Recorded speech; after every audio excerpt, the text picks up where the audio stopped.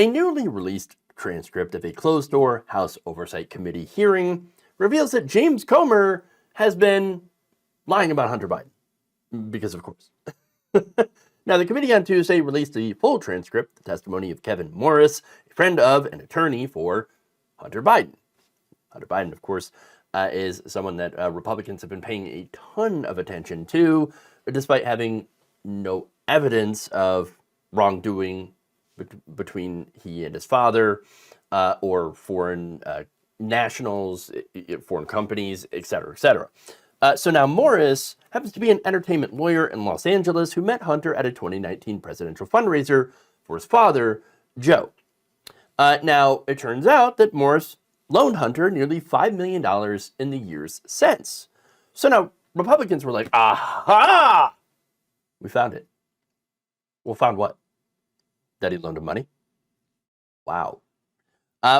Look, the testimony from last week involved his relationship with the president's son and focused a lot on the loans.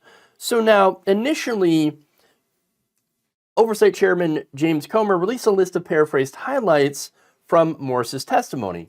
Now, in those highlights, Comer basically claimed that Morris informally loaned Hunter the money and doesn't expect to be repaid until after the 2024 election or ever. Apparently, they're using that as evidence of corruption or influence peddling, even bribing the president's son. So, that said, Morris never once mentioned the possibility of forgiving the loans, but without the transcripts, who would know? Well, now we have the transcripts, and so what we found out is that Comer was definitely not being honest about what was said during this closed-door deposition. He said that he has a 100% expectation that Hunter will repay him, and repeatedly stated that he and Hunter have a series of promissory notes agreeing that Biden will pay back the money. Morris also testified that there is a balloon on the loans set for after the election. Currently, Hunter is making low or even no payments, but will start making lump sums in 2025. So, if he's going to pay back the loans, how exactly does that constitute a bribe? Does James Comer not understand how loans work? He should. Now, could it be considered a bribe if Morris decided to just let him keep the money? Well, yeah, I suppose. That could be. Could be one interpretation of it, right? Now, of course, that would be couched in the language of loan forgiveness. Oh, you see, I've forgiven your loan. I gave you all this money, and now you don't have to pay me back. Okay, so now, that said, if it ends up being loan forgiveness, then they might possibly have a case there. The problem is that no one mentioned loan forgiveness. In fact, the one person that did was Representative Andy Biggs, who was a Republican on the committee. And so when he asked what consequences Hunter Biden would face if he did default on the loans, i.e. didn't pay them back, Morris joked, hypothetically, a lender could ask the borrower to come over and wash your car for the rest of their life. Biggs then replied, or you could forgive. You could forgive it. You could forgive it, right?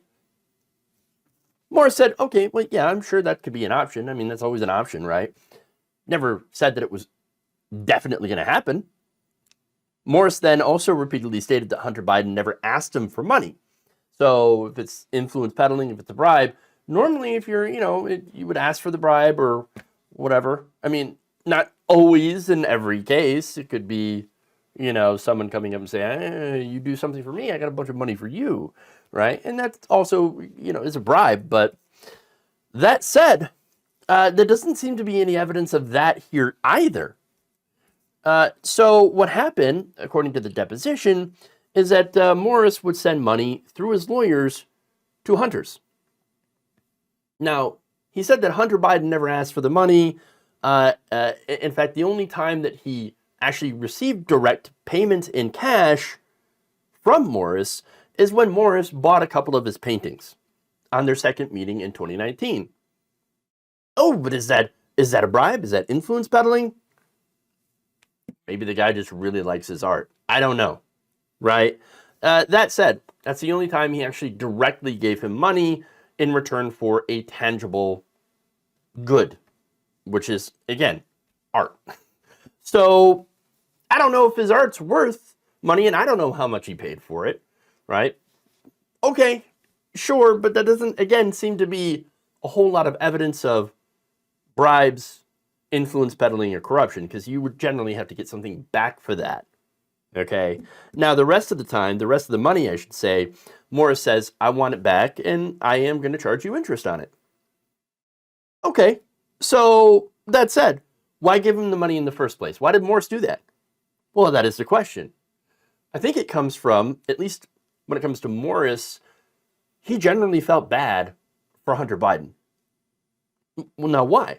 Well, he describes him as a guy getting the crap beat out of him by addiction, money troubles, grief, and a paparazzi obsession. And also describes him as somebody who, despite facing all that stuff, doesn't ask for help.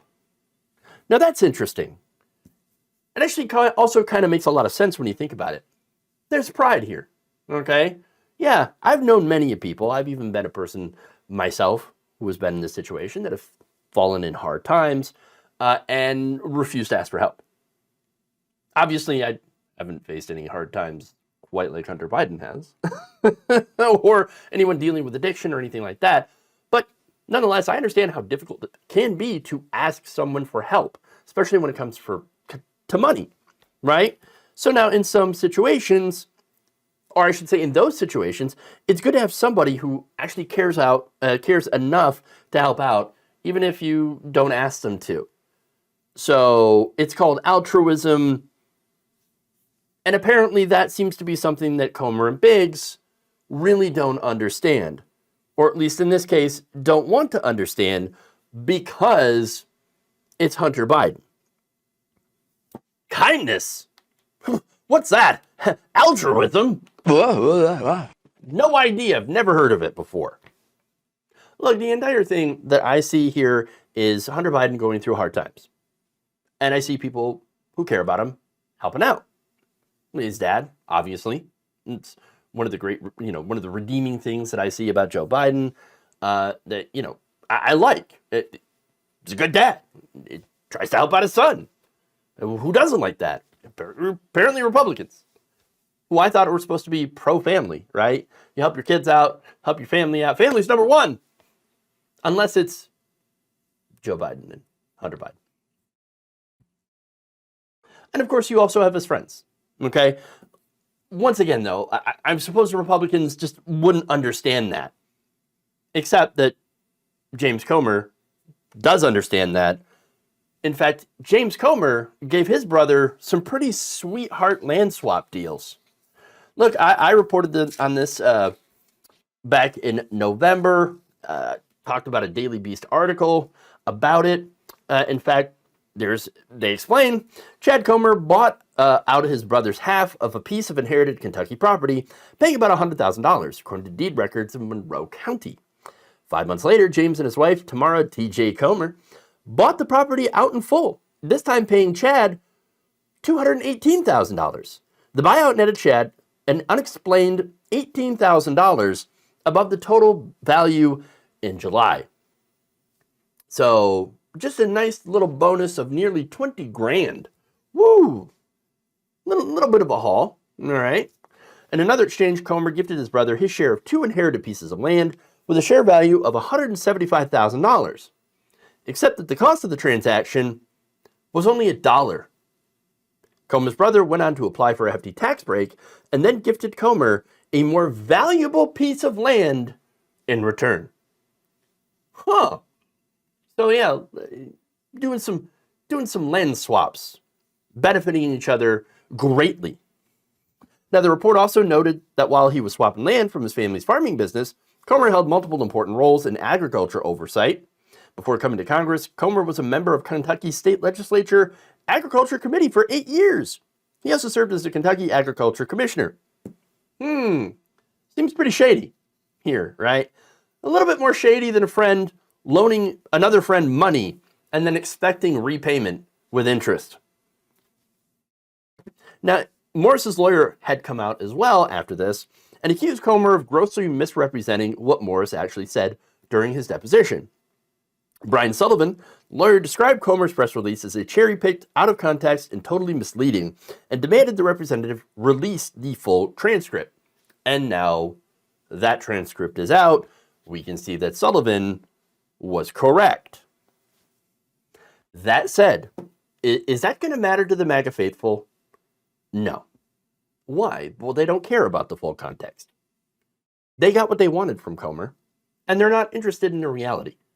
And nobody on the right's going to report this either. No, they were going to report the cherry-picked parts that Comer had released before, and then they'll never follow up on it.